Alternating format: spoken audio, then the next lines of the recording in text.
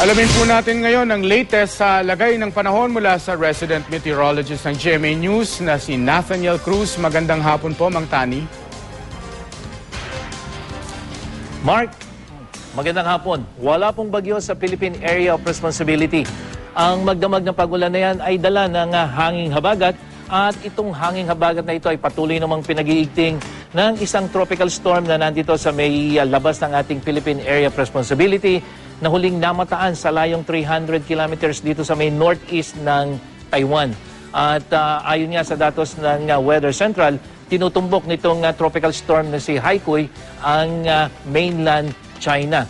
At kapag ito ay naglandfall na, ay hihina na itong hanging habagat. At sa ngayon, nakataas pa din po ang red warning signal sa buong Metro Manila. Inaasahan na magkakaroon ng intense rainfall sa mga susunod na oras. Inaasahan din na magiging maulan pa rin sa bansa hanggang bukas.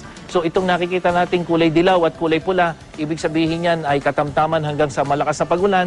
Kaya po nananatiling magkakaroon ng mga pagulan hindi lang dito sa Metro Manila kundi sa malaking bahagi ng Luzon, kasama na ang Northern Central hanggang dito sa may probinsya ng Mindoro.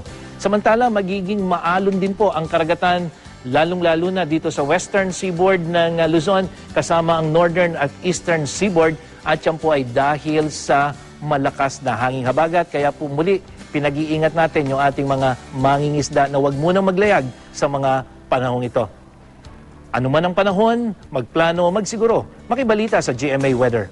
Ako po si Nathaniel Cruz para sa I Am Ready, serbisyong totoo ng GMA News.